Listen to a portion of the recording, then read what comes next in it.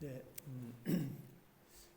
저희들이 한 달 조금 더 전에 우리 교회에 왔는데 저희 가족을 따뜻하게 환영해 주시고, 우리의 부족함이 많은데 그런 거 전혀 보지 아니하시고 따뜻하게 영접해 주시고 환영해 주시고 환대해 주신 거 너무너무 감사합니다. 목사님 설교 들으러 오셨는데 죄송합니다. 제가 서가지고 네. 그래서 오늘 본문 말씀으로 은혜로 세우는 율법이라는 제목으로 함께 말씀을 나누겠습니다. 여러분, 그 필립 얀시라고 하는 유명한 기독교 작가가 있는데요. 여러분도 꼭 한번 읽으셨으면 좋겠다 싶은 책이 있는데, 놀라운 하나님의 은혜라고 하는 책입니다. 여기 제일 앞에 보면 이제 이런 이야기가 나옵니다. 그 얀시라고 하는 분이 친구가 만난 한 장녀의 이야기를 하고 있습니다. 그 장녀는 자신이 집도 없고 딸이 2살 난 딸이 있는데 그 아이에게 뭐 사줄 우유값도 없다고 굉장히 눈물을 흘리면서 호소를 합니다. 더 비참한 이야기는 마약을 해야 되는데 마약할 돈이 없어서 이 2살 난 딸을 변태 성욕자들에게 자주 넘기곤 했다는 것입니다. 그래서 이 필립 얀시의 친구는 너무나 마음에 화도 나고 너무 또 그 추하게 느낀 나머지 이 여자를 아동학대죄로 고발을 해야 되나 이런 생각을 하면서 마지막으로 이렇게 물었습니다. 그러면 왜 교회에 가서 도움을 요청할 생각을 하지 않았습니까? 그랬더니 지금까지 막 눈물을 흘리던 그 여자가 갑자기 얼굴을 정색을 하면서 이렇게 대답했습니다. 교회요? 왜 제가 거기를 가야 되죠? 저는 지금도 충분히 비참해요. 사랑하는 성도 여러분, 우리 케임브리지 한인교회는 절대로 그런 교회는 아닌 것 같습니다. 저 같은 죄인이 와도 늘 따뜻하게 맞이해 주시는 참 좋은 교회인 것 같습니다. 정말 교회는 죄인이 와서 새 사람이 되는 곳입니까? 아니면 죄인이 오면 더 이렇게 정죄감이 느껴져가지고 나오기가 도저히 죄책감이 막 느껴지고 그래서 나오기가 힘든 곳입니까? 교회는 율법으로 사람을 정죄하는 곳입니까? 아니면 그냥 무조건 모든 사람들을 다 용서해 줘야 되는 그런 곳입니까? 율법이 먼저입니까? 아니면 용서하는 은혜가 먼저입니까? 오늘 우리가 읽은 이 본문 말씀 속에서 예수님이 무엇이라고 말씀하시는지 우리가 함께 묵상하도록 하겠습니다. 오늘 본문에는 그 율법이라고 하면 박사라고 하는 사람들이 등장합니다. 저는 신학교 교수인데 그 당시에는 신학교가 없었고요. 그냥 이렇게 교수들은 많았습니다. 신학교 교수들. 그러니까 소위 말해서 이제 지방 신학교에는 회당이라고 부르는데 거기는 주로 서기관들이 율법을 가르쳤고요. 그 다음에 이제 이 성전을 중심으로 해서는 사두개인들이나 율법학자들이 율법을 주로 가르쳤습니다. 근데 이제 이 율법을 연구하는 사람이니까 얼마나 율법을 잘 알겠습니까? 그런데 이분들이 이제 한 가지 일을 꾸민 거죠. 예수님을 고발하기 위해서 일을 꾸민 것이 오늘 이 본문에 나오고 있습니다. 예수님이 성전에서 율법을 가르치고 있었습니다. 여러분, 율법을 가르치는 것은 자기들의 전공인데 예수님이 가르치고 있고 거기다가 많은 사람들이 예수님이 너무 인기가 좋아서 많은 사람들이 성전에서 예수님의 가르침을 듣고 있었습니다. 그런 모습을 보는 것 자체부터 일단 화가 나는 거죠. 자기들이 율법의 전공자인데 예수가 가르치고 있고 예수의 말을 듣고 있으니까요. 그래서 그거를 시기했던 이 율법학자들과 바리새인들이 음행 중에 잡힌 여자를 끌고 와가지고 그 대중들 앞에 세우고 공개 재판을 이렇게 여는 겁니다. 그러면서 이렇게 질문합니다. 여러분 5절 말씀 한번 보십시오. 선생이여, 이 여자가 간음하다가 현장에서 잡혔습니다. 모세는 율법에 이런 여자를 돌로 치라고 했는데 사실은 돌로 쳐 죽이라고 했는데 이렇게 되는 거죠. 선생은 무엇이라고 말하겠습니까? 이렇게 질문하는 겁니다. 그리고 그 목적이 6절에 나오는데 그들이 그렇게 말하는 것은 고발할 조건을 얻고자 하여 예수를 시험함이로라 이렇게 되어 있습니다. 여러분, 이 바리새인들과 이 율법학자들의 문제가 뭘까요? 이들이 음행하다가 잡힌 여자를 공개재판에 해부한 목적이 이런 죄를 없애서 이 사회를 깨끗하게 해야 되겠다, 그런 목적이 아닙니다. 또는 이 여자를 혼내가지고 이 여자가 다시 이런 나쁜 짓을 못하도록 해야 되겠다, 그런 것도 아닙니다. 한 가지 목적입니다. 뭘까요? 예수를 시험해서 예수를 고발해서 죽이려고 하는 것이 목적입니다. 신학교 교수가, 제가 신학교 교수인데 성경을 가르치는 목적이 그 말씀을 가르쳐서 신학생들이 참 하나님의 교회를 잘 세우고 사회를 바르게 하고 이런 목적으로 가르치는 게 아니라 자기 잘 먹고 잘 살고 자기한테 방해되는 사람들을 죽이기 위해서 만약에 가르친다고 한다면 말이 되겠습니까? 만약에 예수님이 돌로 치라 그러면 어떻게 될까요? 유대인들은 그 당시에 로마의 식민 통치를 받고 있었기 때문에 사형을 집행할 권한이 없었지 않습니까? 그러니까 돌로 치라고 하면은 사형 집행권이 없는 유대인들이 죄를 짓게 하는 거죠. 그런데 돌로 치지 마라, 용서해라, 그러면 어떻게 될까요?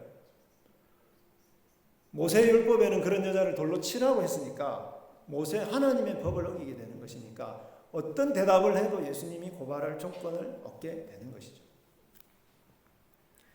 요한복음 8장 40절에도 예수님이 이렇게 말씀하고 계십니다. 지금 하나님께 들은 진리를 너희에게 말한 사람이 나를 죽이려 하는도다. 율법을 잘 안다고 하는 사람이 정말 율법을 제대로 가르치는 예수님을 율법을 가지고 죽이려고 한다는 것입니다. 여러분, 그리고 이 사람들의 더 큰 문제는 뭘까요? 그 여인을 공개재판에 회부한 그들의 태도에 교만이 숨겨져 있습니다. 여러분, 이 사람들은요, 자신들이 율법을 다 잘 알고 잘 지킨다고 생각했습니다. 그러니까 이런 더러운 죄를 저지르는 여자 정도는 그냥 아무렇게나 인격이고 뭐고 없이 그냥 아무렇게나 사람들 보는 앞에서 뭐 아마 옷을 입히고 왔는지 모르겠어요. 그리고 음행을 하면 반드시 상대방이 있지 않습니까? 그 상대방은 데려오지도 않습니다. 이것 자체가 사실은 법을 어긴 겁니다. 이런 여자 정도는 이런 인격 그런 거 다 관계없이 이렇게 수치를 주고 그렇게 죽여도 상관없고, 우리가 우리의 목적을 달성할 수만 있다면 왜 우리는 이 여자와 달리 율법을 잘 지키는 사람입니다. 주일을 예배도 잘 참석하고 11조도 드리고 성경도 매일 읽고 율법으로, 하나님이 주신 율법으로 사람을 죽이고 있습니다. 사랑하는 성도 여러분, 우리도 성경을 가지고 성경을 배웠는데 그 성경을 가지고 꼭 남편에게 적용하고 자기한테 적용 안 하고 또는 꼭 아내나 아이들에게만 적용하는 사람들이 있어요. 성경을 배우는 목적이 뭘까요? 그거를 나에게 적용해서 내가 어떻게 하든지 이 말씀대로 살아서, 그죠? 내가 변화되는 게 목적이어야 되는데 지식이 생기면 그 지식을 가지고 그렇게 하지 못하는 다른 사람들을 비판하고 정죄하는 데 사용한다면 성경을 안 배우는 게 더 낫지 않겠습니까? 그럴 바에. 교회에서 만약에 우리가 성경을 배웠는데 이 집사님은 성경 말씀이 이렇게 되어 있는데 이것도 못하고, 저 집사님은 성경을 배웠는데 저렇고 저것도 못하고, 이런 식으로 우리가 교회에서 서로 비판을 한다면 그런 성경의 사용은 교회를 무너지게 하는 것이죠. 그때 예수님이 어떻게 이들에게 대답을 하십니까? 7절 말씀인데요. 7절 말씀을 우리가 같이 한번 보겠습니다. 그들이 묻기를 맞이 아니하는지라 이에 일어나 이르시되, 같이 읽어볼까요? 너희 중에 죄 없는 자가 먼저 돌로 치라. 여러분, 가장 굉장히 유명한 말씀이죠. 너희 중에 죄 없는 자가 먼저 돌로 치라.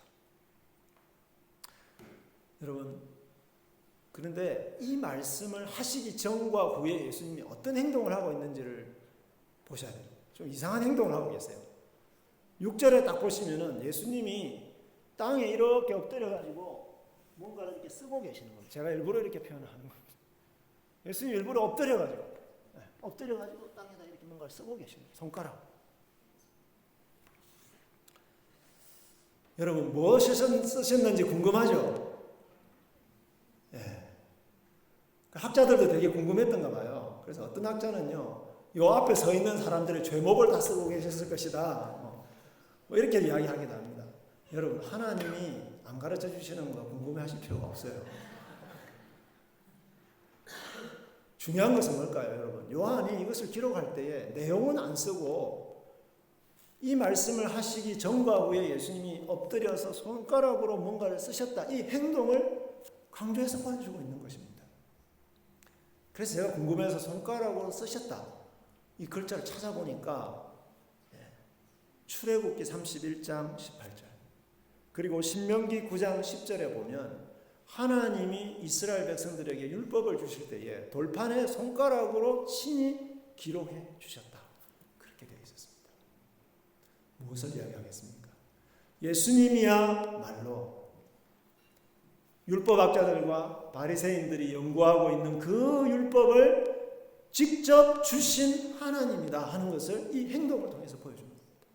내가 이스라엘에게 율법을 신이 기록해 준 그 하나님으로서 내가 너희들에게 말하는데 율법은 사람을 죽이려고 그렇게 쓰면 안 되고 그럼 어떻게 하라는 겁니까? 예수님이 쓰시다가 일어나셔서 여러분 재판관이 일어나가지고 굉장히 중요한 것을 선포하시듯이 뭐라고 이야기하는 겁니까? 너희 중에 죄 없는 자가 먼저 돌로 치라 이렇게 말씀하시는 겁니다. 율법을 주신 하나님이 율법의 정신을 말씀하시는 겁니다. 율법은 그렇게 사용하는 것이 아니야. 내가 하나님이 너희들에게 율법을 주신 목적은 그 율법을 통해서 사람을 살리라고 하신 것이지 정죄하여 죽이라고 율법을 준 것이 아니란다.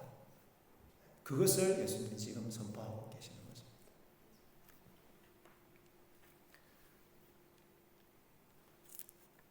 8장 25절에 보면 예수님이 이렇게 이야기하고 있습니다. 처음부터 너희에게 말하여 온 자다. 나는 처음부터 너희에게 말하여 온 자다. 이거는요, 굉장히 오래전부터 그 사람들에게 말씀을 가르쳤다. 그런 의미도 되지만 뭘까요? 나는 그냥 한 인간이 아니고 먼 옛날부터 이스라엘 시대부터 그때부터 율법을 말씀해온 하나님이다 하는 것을 말씀하시는 거죠.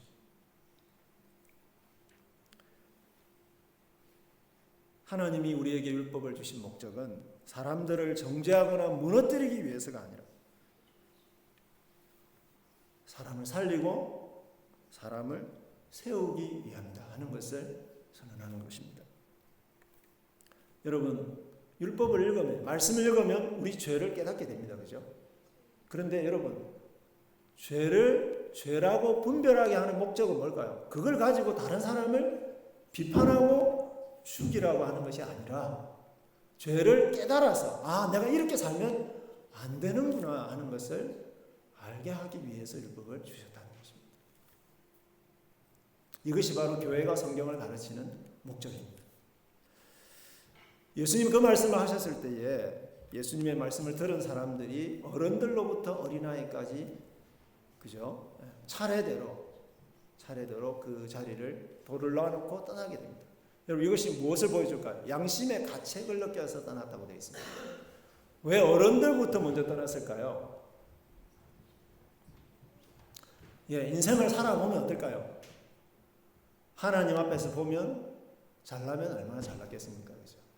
다 50부 100부라는 것입니다. 내가 참 어렵게 살았다 그렇게 생각했는데요. 그래서 제가 젊었을 때는 좀 데모도 하고 교회 비판도 많이 하고 제가 그랬거든요.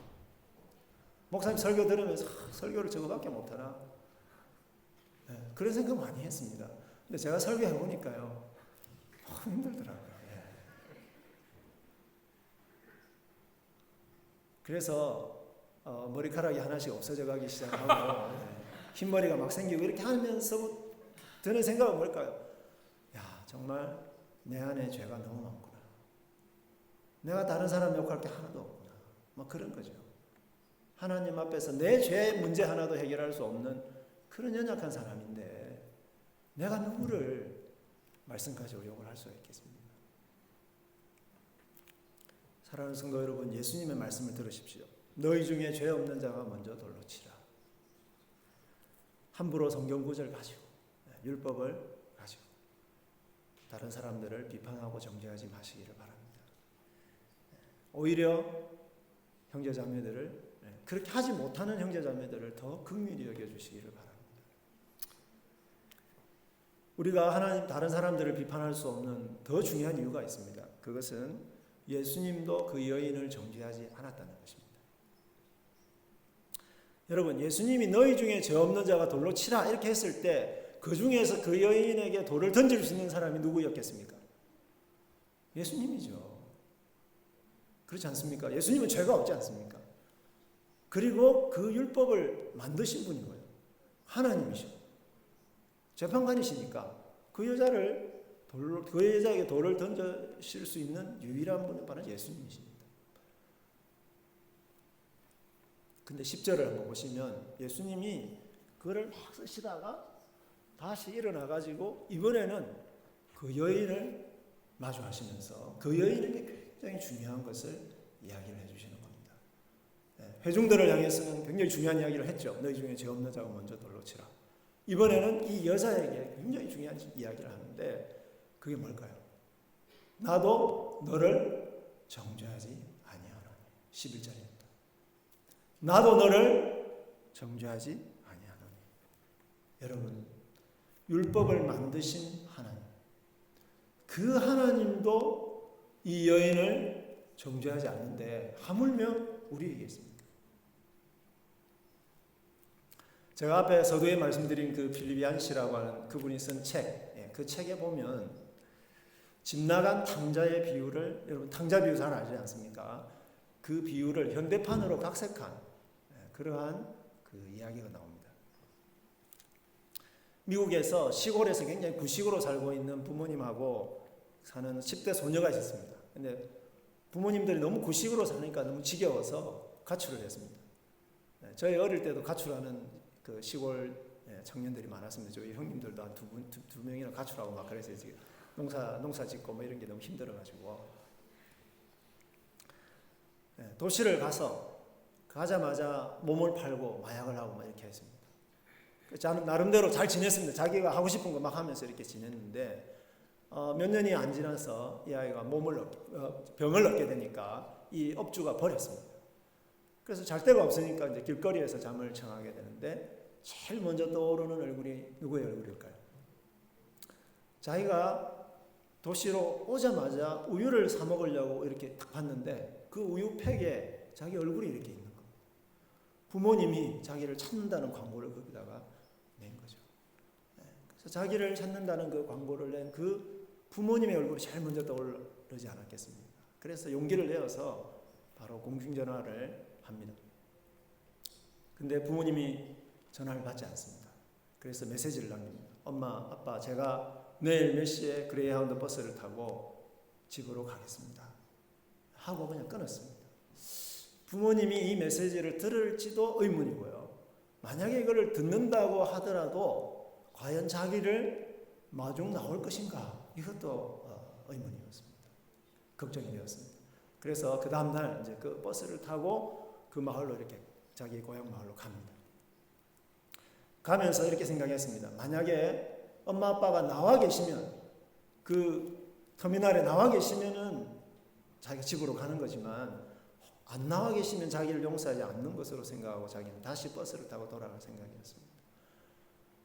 마음이 조마조마하죠. 그래서 그 고향 마을에 도착을 했는데 조마조마하면서 이렇게 이제 15분 정도 정차를 하는데 이렇게 그 터미널 광장으로 나가는데 정말 자기가 상상도 하지 못했던 광경이 펼쳐지고 있었습니다.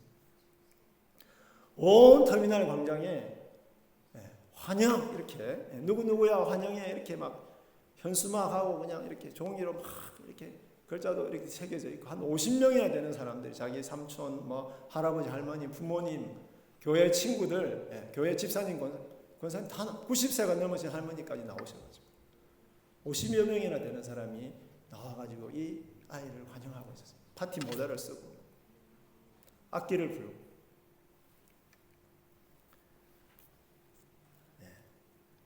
그 무리 중에서 아빠를 찾아서 이 소녀가 다가가서 열심히 연습했거든요. 차에서 연습한 걸 이제 합니다. 아빠 죄송해요. 다 제 잘못이에요. 이렇게 하는데 아빠가 이 딸의 입을 막습니다. 얘야, 여기서 이렇게 용서를 빌고 있을 시간이 없단다. 집에 너를 위해서 파티를 준비해 놨단다. 그러면서 그 딸을 곱게 안아주었습니다. 사랑하는 우리 형제자매 여러분, 하나님은 이 이야기에서 소녀를 영접하는 아빠와 같습니다. 율법을 들이대면서 지금까지 그 딸에게 해준 모든 잘했던 거 다 들이대면서 네가 어떻게 나한테 이럴 수가 있어 이렇게 이야기하지 않고 돌아오기만 한다면 무조건 용서하시고 안아주시는 좋으신 아버지이십니다. 여러분, 모든 사람들을 지으신 모든 사람들의 아버지가 우리 하나님 아닙니까? 그런데 이 땅에 사는 모든 사람들 중에서 얼마나 하나님의 마음을 아프게 하는 사람들이 많겠습니까? 특별히 제가 말씀드린 서두에 말씀드린 그 창녀와 같은 사람, 그런 사람을 보시는 우리 하나님 아버지의 마음이 어떠하시겠습니까? 옛날에는 그런 사람들 보면서요 욕을 했습니다. 제가 어떻게 인생을 저 따위로 사냐. 근데 제가 아이들을 길러 보니까 한번 그런 말 못하겠더라고요. 아버지의 마음이 뭔지 조금은 알겠더라고요. 하나님 아버지의 마음이 뭔지. 하나님은 그런 사람들도 용서하시기를 원하십니다. 어떻게 용서하실까요? 하나님 스스로 그 자식의 잘못을 짊어지시는 거죠. 여러분, 부모가 자식을 용서할 수 있는 것은요, 자식이 저지른 그 잘못을 부모가 다 그냥 감수하는 것입니다. 짊어지는 것입니다. 예수님이 가늠하다가 현장에 잡힌 그 여자를 보고 나도 너를 정죄하지 않겠다 이렇게 말씀하실 수 있는 이유는 예수님이 그 여인의 죄를 대신 짊어지시고 돌아가실 것이기 때문입니다. 사랑하는 여러분, 하나님의 교회는 이처럼 하나님의 한량없는 은혜를 보여줘야 되는 그러한 용서의 공동체, 은혜의 공동체입니다. 교회 문턱은 그래서 예수님의 은혜를 보여줘야 되기 때문에 낮아야 됩니다. 누구든지 들어올 수 있어야 됩니다. 어떤 죄를 저지른 사람들도 교회에 마음대로 나올 수 있어야 되고, 우리는 어떻게 해야 될까요? 우정자매가 하는 것처럼 앞에서 웃으면서 따뜻하게, 언제든지 따뜻하게 영접해 줘야 됩니다. 그 사람이 어떤 죄를 지은 사람일지라도 조금 더 수치심을 느끼지 않도록 따뜻하게 영접하고, 우리를 그렇게 하셨던 것처럼, 하나님 그렇게 하셨던 것처럼 우리도 그들을 따뜻하게 영접해서 어디로 모시고 가야 될까요? 예수 그리스도의 십자가 아래로, 하나님의 사랑의 자리로 그분들을 데리고 가서 그분들이 새로운 사람이 되도록 해줘야 하는 것이죠. 그것이 교회가 이 땅에 존재하는 목적입니다. 우리 캠브리지 한인교회가 이러한 예수님의 용서와 은혜를 계속해서, 지금도 정말 잘하고 계시는데 계속해서 모든 사람들에게 보여주는 그러한 예수님의 몸이 되기를 축복합니다. 그런데요, 만약에 여기에서 그냥 끝나버리면 어떨까요? 하나님의 용서와 사랑이 그냥 죄를 그냥 용서해 주는 것으로만 끝이 나면 어떻게 될까요? 하나님의 용서에는 방향과 목적이 있습니다. 하나님의 용서는 그냥 죄를 눈 감아주고 죄를 옳다고 두둔해주는 그런 용서는 아니라는 것입니다. 예수님의 말씀을 다시 한번 보겠습니다. 11절 말씀 같이 한번 읽겠습니다. 11절 말씀 같이 읽을까요? 시작. 대답하되 주여 없나이다. 예수께서 이르시되 나도 너를 정죄하지 아니하였느니 가서 다시는 죄를 범하지 말라 하시니라. 뭐라고 되어 있습니까? 다시는 가서 죄를 범하지 말라. 이 말은요, 내가 이제 한번 딱 용서해 줬으니까 이제부터 죄 지으면 너는 바로 즉결 심판이야. 이렇게 말하는 의미가 아닙니다. 내가 너의 그 죄를 용서해 줄 테니 이제는 지금처럼 너를 파괴하고 다른 사람들을 파괴하고 이 세상을 파괴한 그런 삶을 더 이상은 살지 않았으면 좋겠다. 삶의 방향을 좀 바꾸었으면 좋겠다. 그럼 어떻게 살아야 될까요? 12절 말씀입니다. 같이 한번 읽어보겠습니다. 예수께서 또 말씀하여 이르시되 나는 세상의 빛이니 나를 따르는 자는 어둠에 다시다니 아니하고 생명의 빛을 얻으리라. 여러분, 예수님이 빛이시니까, 그죠? 빛이신 예수님이 인도하시는 대로 살아라 하는 것입니다. 그것이 바로 여인의 죄를 용서하시는 목적이라는 것입니다. 죄 짓는 어두운 삶에서 벗어나서 빛이신 예수님이 보여주시는 이 말씀을 통해서, 율법을 통해서 우리에게 보여주시는 이 빛의 삶을 살아라. 그것을 위해서 내가 너를 정죄하지 않고, 그것을 위해서 내가 너를 용서한다고 지금 예수님이 말씀하고 계시는 것입니다. 구약의 역사를 여러분이 아실 텐데, 여러분 율법을 언제 주셨습니까? 하나님. 율법을 언제 주셨어요? 어디서 주셨을까요? 시내산에서 주셨죠. 근데 시내산에 주셨는데 그때가 언제입니까? 이스라엘 백성을 이집트에 종살이 하던 데서 구원해 내신 다음에 한 3개월이 지나서 그 시내산 밑에다가, 그죠? 이스라엘 백성들을 모아놓고 그러고 난 다음에 하나님이 율법을 주셨습니다. 자, 그러면 제가 질문을 하겠습니다. 구원이 먼저입니까? 아니면 율법이 먼저입니까? 예? 구원이 먼저죠. 예. 이집트에서 구원해 내신 것이 먼저죠. 그 다음에 율법을 주셨지 않습니까? 하나님이 이스라엘 백성에게 이집트에서 율법을 먼저 주고, 얘들아 이 율법대로 살면 내가 너희들 구원해 줄게, 그렇게 안 하셨다는 겁니다. 우리 보고 율법을 내밀면서, 이 성경책을 우리 보고 내밀면서 길거리에서 하나님이 저를 만나가지고 율법 이 성경책을 딱 주면서, 얘야 네가 이 성경책에 있는 대로 다 지키면 내가 천국 가게 해줄게, 예수님이 이렇게 말씀하시지 않았습니다. 먼저 예수님이 우리를 위해서 십자가에서 죽으시고 우리의 죄를 대신 짊어지심으로써 우리를 용서하시고 우리를 구원하시고 난 다음에, 그리고 교회에 왔더니 어떻게 하셨습니까? 우리에게 이 말씀을 가르쳐 주셨습니다. 무엇을 보여주는 것입니까? 하나님의 용서가 먼저입니다.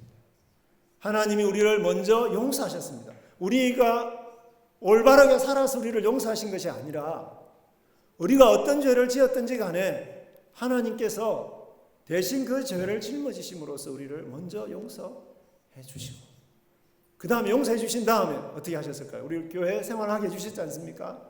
교회 데리고 와서 설교 듣게 하시고 말씀 공부하게 하시고. 저는 그냥 교회만 다니게 하면 도저히 안 될 것 같으니까 신학교까지 보내가지고, 그죠? 그래가지고 어떻게 하든지 사람 만드시려고 하나님 저를 신학교 보내셔가지고 말씀을 가르쳐 주신 것입니다.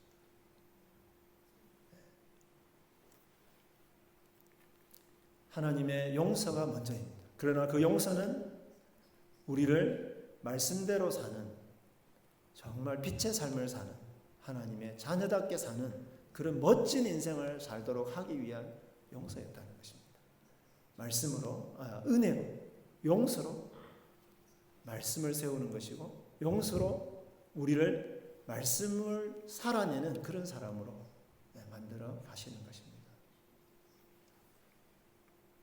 물론 여러분 성경 말씀 배운다고 그대로 사는 거 아닙니다. 그죠? 설교 듣는다고 이거 교회 문 밖에 나가면은 설교 한 번 듣고 나면 그때부터 완벽하게 사느냐? 그렇지 않습니다.